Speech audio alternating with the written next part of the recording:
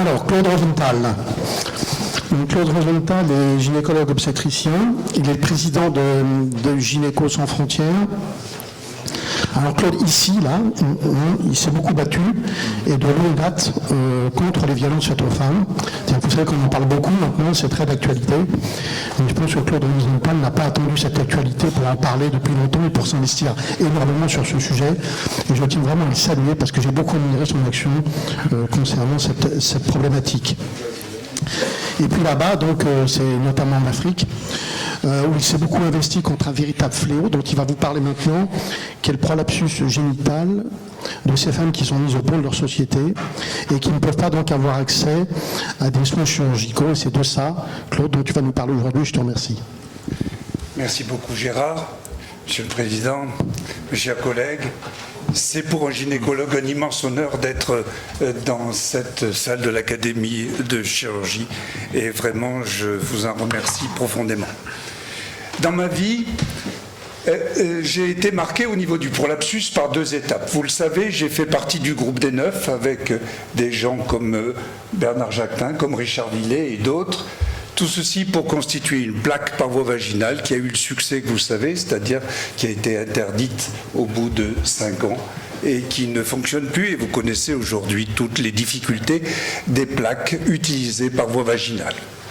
Ma deuxième étape, ça a été la découverte de l'humanitaire en Afrique. Et j'ai connu l'humanitaire en Afrique essentiellement par les centres de traitement des fistules. Et j'ai été un peu étonné dans ces centres de traitement des fistules qu'on ne parlait pas de prolapsus. C'est quand je posais des questions, mais avez-vous pas de prolapsus? On me disait non, il n'y a pas de prolapsus, il n'y a que des fistules. Et j'ai été étonné, j'ai commencé à consulter et j'ai trouvé plus de prolapsus que de fistules. Mais ils étaient différents des prolapsus que nous connaissions, nous. En effet, ça m'a amené à une conclusion qu'il y a deux types de prolapsus, un européen et un africain. L'européen, il arrive souvent après la ménopause, c'est une hernie médiane des fascias, c'est un prolapsus de fatigue. L'africain, il arrive souvent avant la ménopause, on le trouve sur le même terrain que la fistule, il est parfois dans le postpartum immédiat, c'est un lâchage latéral, et bien sûr, les deux types peuvent se voir. Voilà un prolapsus européen tel que nous le connaissons chez nous. C'est l'éventration médiane, c'est la cystocèle. L'utérus va suivre la ptose vaginale. Et voilà ce que j'appelle, moi, le prolapsus africain, qui est un lâchage des amarres, un décrochage latéral des fascias à l'arc tendineux et au sacro-épineux, avec bien sûr un lâchage du plancher musculaire. Et là, l'utérus emmène le reste, il précède le reste. Je crois qu'Éric veut nous... Non, avant. Les particularités justement que j'ai trouvées sur ce processus, c'est qu'en Afrique, dans les pays que j'ai visités en tant que gynéco sans frontières, dans le Burundi, le Togo, le Mali, la Guinée, Madagascar, les moins de 50 ans représentent 50 à 55% de la totalité des prolapsus. C'est ça, ça se passe chez Denis Mukwege, à l'hôpital Panzi à Bukavu, où je fais faire une étude à un de ses assistants, et où vous constatez que dans l'année 2017, ils envoient des prolapsus, puisque 785 ont été dénombrés, pas tous opérés, mais dénombrés, et vous voyez que 50% se situent entre 18 et 45 ans, et c'est exactement le même terrain, la même, je dirais, voilà, que la fistule. Voilà, le même terrain que la fistule. Et c'est vrai que ce prolapsus en Afrique, il faut le comprendre différemment. Il a des éléments qui n'existent pas chez nous. D'abord, c'est ce garrot pelvien au moment de l'accouchement, quand une femme va mettre 1 jour, 2 jours pour accoucher, il va y avoir cette compression. Cette image, elle est tirée d'une thèse pour les fistules, c'est exactement la même physiopathologie pour le prolapsus. Et en plus, l'africaine, elle a, depuis très très jeune, cette modification de prostatique pelvienne que tout le monde connaît. Donc, un double mécanisme va en suivre, destruction des fascias pelviens, étirement et allongement des ligaments, ce qui fait qu'on a presque toujours des prolapsus totaux, c'est presque toujours une éversion totale, avec pratiquement jamais de déficit médian et latéral. Et quand vous examinez ces prolapsus, il n'y a plus de cul-de-sac latéraux. Vous pouvez regarder, tirer, il n'y a plus rien à l'intérieur, latéralement sur les côtés. Tout a lâché. La particularité de ces prolapsus africains, c'est qu'ils sont malheureusement pas simples. Ils sont souvent compliqués, de délabrement périnéaux importants, d'ulcération vaginale quand ça a quelques années, puisqu'il n'y a pas de protection, bien entendu. Et quand le prolapsus est dehors depuis pas longtemps, assez longtemps, on le voit même se kératiniser. Mais revenons à notre problème, c'est-à-dire qu'on trouve ces prolapsus chez des femmes de 25 à 45 ans. Et là, va se poser un problème. D'abord, elles veulent des enfants, elles veulent des règles. Il n'est pas question de leur faire l'hystérectomie. Donc déjà, c'est un petit peu gênant. Il y a un désir de grossesse. Et si par malheur, vous raccourcissez le vagin de ces femmes, vous détruisez le vagin de ces femmes, elles sont jetées. Elles sont mises de côté. Il est nécessaire et capital pour ces femmes d'avoir des rapports sexuels. Donc, on va commencer à les opérer. Et là, j'ai été très à l'écoute de toutes vos discussions tout à l'heure. Nous ne travaillons pas dans les grandes villes, nous ne travaillons pas là où il y a de la célioscopie, nous travaillons et nous enseignons. Nous n'allons pas opérer, nous allons accompagner sur place les médecins parfois qui ne sont pas spécialistes à la prise en charge de ces prolapsus. La photo du haut et à gauche que vous voyez, c'est à l'hôpital Panzi, à Bukavu. On travaille parfois à deux dans la même salle. Donc, au niveau des problèmes d'asepsie, vous avez vite compris. La deuxième est en Guinée. Voilà, c'est assez classique. Dans ces conditions-là, c'est très très difficile de dire on va faire une promontofixation, même à ventre ouvert. On ne va pas mettre une prothèse dans ces conditions où l'asepsie, comme disait Eric tout à l'heure, elle est parfois un petit peu aléatoire.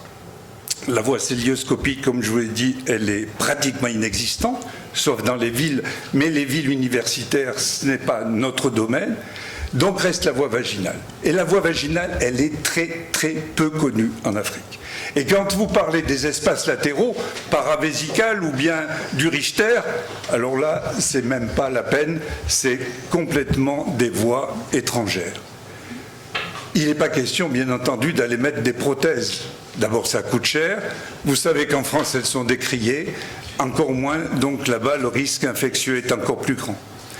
Et il y a une autre problématique qui se pose. C'est que chez nous, dans chaque boîte de vaginale, telle que nous l'avait créée M. Dargent, on avait des valves, des bresquilles, des mangiagali, on a des... Vous n'avez pas ça là-bas, hein. Vous n'avez pas de valve.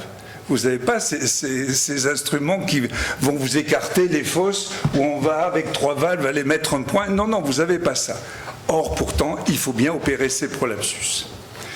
Quand vous les avez opérés, ces prolapsus, il y a une autre particularité, c'est les suites immédiates. Parce que ce n'est pas des femmes qui viennent se faire opérer et qui sont en très bonne santé. Elles sont souvent drépanocytaires, elles sont parasitées, elles ont du palu, elles ont pas mal de choses à faire, elles vont rentrer à la maison en vélo ou en taxi-brousse et surtout elles vont reprendre les ports de charge et les rapports sexuels pratiquement immédiatement. Donc c'est quand même relativement difficile et inquiétant. Donc nous avons mis localement, progressivement, adapté une technique à la chirurgie de la femme là-bas, en collaboration, je dirais, avec les praticiens locaux. Bien sûr, la plupart du temps, chez ces femmes jeunes, conservation de l'utérus, et comme la dégradation est latérale, eh bien, il était tout à fait normal que nous fassions une réparation latérale, et surtout que nous essayions d'avoir une perméabilité vaginale conservée. C'était quand même l'essentiel. Nous avions besoin essentiellement d'aiguilles un peu spéciales, d'aiguilles d'émette, la vieille aiguille d'émette, une aiguille un peu plus grande, un peu plus courbe, qu'on appelle l'aiguille de cousin. Chaque fois que j'ai été quelque part, j'ai apporté ces aiguilles, j'ai fait des dons de ces aiguilles, il y en a pour 30-35 euros, et puis c'est tout, et avec ça, on arrive à solutionner leurs problèmes. Ce qu'il faut, c'est arriver à mettre la femme en position gynécologique, et c'est pas toujours simple, parce que des étriers de bonne qualité, c'est pas facile. Or, si on veut aborder correctement le sacro-épineux par voie transglutéale, il est important que la cuisse soit à 90 degrés sur l'abdomen. Et enfin, je vous le dis, et voici la photo du bas, le but, c'est pas, pour moi, d'opérer, c'est d'apprendre à opérer. Donc, il faut que cette technique soit facile à apprendre et surtout non dangereuse. La première des choses, c'est de ne pas nuire, c'est de ne pas entraîner une dangerosité. Donc je vais passer très très vite sur la technique. On infiltre, on ouvre la fosse paravésicale. Le but, c'est de passer par voie transobturatrice avec la voie d'émettre 2 fils à travers le trou obturateur. Et donc, ces 2 fils, ils vont passer de part et d'autre de l'arc tendineux. Je vous montre les 2 points de pénétration. Un, le supérieur, est sur la ligne horizontale de l'urètre, l'autre est 1 centimètre en dessous. Une aiguille d'émette, donc. Et c'est là où est l'important et où la sécurité et où il n'y a pas de valve. L'aiguille d'émette pénètre le trou obturateur et le doigt de l'opérateur va au contact de l'aiguille. Et je leur dis, mais vous ne le quittez plus jamais. Quand votre aiguille touche, vous ne quittez plus jamais, vous faites ce mouvement et ainsi vous allez éviter de rentrer dans la vessie. Une fois que l'aiguille est extériorisée, on met un fil. L'aiguille avec le fil est retirée, mais pas au-delà de la peau. Elle est retirée juste du trou obturateur. Elle est réinsérée un petit peu plus bas, toujours sous le contrôle du doigt. Les 2 fils sont enlevés et ainsi on a un fil qui passe en poulie autour de l'arc tendineux du fascia pelvien à travers le trou obturateur. On fait exactement la même chose sur le point inférieur avec une aiguille hélicoïdale. Je n'y reviendrai pas. On va fixer ces fils, pour le premier à un angle du vagin en regard de la branche ischio-pubienne et pour l'autre sur la face antérieure et latérale du col utérin. Et quand vous avez vu, quand on serre ces fils, on reconstitue complètement le cul-de-sac latéral. Il y a, quand il y arrive parfois qu'il y ait aussi une éventration médiane, aussi une grosse cystocèle antérieure, un plastron, là c'est assez simple, c'est même assez pratique d'aller fixer aux 4 points ce plastron pour remonter tout ceci avant la colpographie antérieure. En arrière, bien sûr, il faut fixer au ligament sacro-épineux. Et atteindre le sacro-épineux sans danger, il est important pour nous donc d'aller traverser le sacro-épineux et de lui mettre 2 fils qui vont passer en poulie à travers lui. Très rapidement, je vous montre comment on fait. On fait une infiltration, on ouvre la fosse pararectale. L'aiguille sur la photo de haut à gauche, malheureusement, est dans l'ombre. Elle est située à 4 cm en dehors et en dessous de l'anus. Elle passe sous un muscle qui est l'iliococcygien. Elle traverse le sacro-épineux. On lui met 2 fils. Les 2 fils, comme vous le voyez, vont être retirés sur la photo du milieu et en haut, puis repoussés devant le ligament sacro-épineux. Les 2 fils seront enlevés. Si vous me permettez, un court film qui a été fait en France, parce qu'il est bien évident qu'une des grandes difficultés que j'ai eues, c'est de suivre ce qu'on fait. Je ne savais pas ce qui allait être et ce qu'allaient devenir ces prolapsus. Un de mes collègues en France a bien voulu faire cette technique et j'ai pu ainsi suivre depuis maintenant 4 ans une 60aine de cas opérés. Donc il vient d'infiltrer l'épine avec du naropène, ce que nous n'avons pas bien entendu en Afrique. Il va inciser 4 cm en dehors et en dessous de l'anus.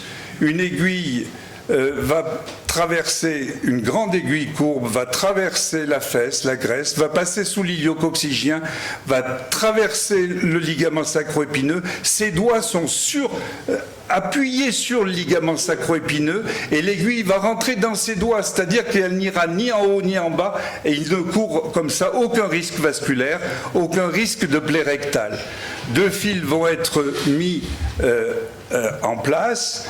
puis l'aiguille va être retirée. Et l'important, c'est pas que je vous montre de la technique, l'important c'est de comprendre comment on peut apprendre facilement cette technique à d'autres en évitant justement qu'elle soit dangereuse. Les doigts protègent toujours le rectum, l'aiguille doit être retirée toujours sous le couvert des doigts. Elle sort du sacro-épineux, elle est repoussée dans la fosse pararectale et les fils sont récupérés. Donc voilà, c'est un simple geste. Ces fils seront ensuite fixés à la face postérieure du col et au ligament utérosacré droit. On ne fait qu'une fixation et qu'un Richter droit avant, bien sûr, de serrer ces fils. On va faire la colpographie postérieure. Je vous donne quelques résultats, en particulier qui ont été faits à l'hôpital de Panzi sur 71 cas, et c'est pas moi qui ai opéré, c'est l'assistante de Denis Mukwege, Moukanire, et qui a fait avec moi 71 cas, et il n'y a pratiquement pas eu de complications. Il y a eu effectivement 3 nécessités de transfusion, une plaie vésicale, mais très peu de choses.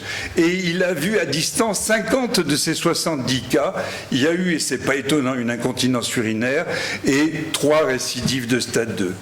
Comme je vous l'ai dit à Brive, j'ai fait suivre 64 prolapsus par mon collègue qui m'a succédé, et là aussi, on n'a pratiquement pas grand-chose comme complication. On a quand même 5 récidives de prolapsus, dont une a été opérée, mais de façon générale, les femmes sont globales. Sauf que ces cas faits en France ne correspondent pas du tout, sur le plan de l'éthiopathologie, aux cas qui ont été opérés en Afrique. On ne peut pas faire une comparaison, mais je voulais quand même être sûr qu'il n'y ait pas de complications, puisque en Afrique, bien sûr, je les ai perdues. Et comme vous voyez les femmes qui quittent l'hôpital, là c'est au Burundi, sont absolument contentes. On leur a interdit de porter des charges lourdes sur la tête. Vous voyez qu'on a été bien entendu. Je vous remercie.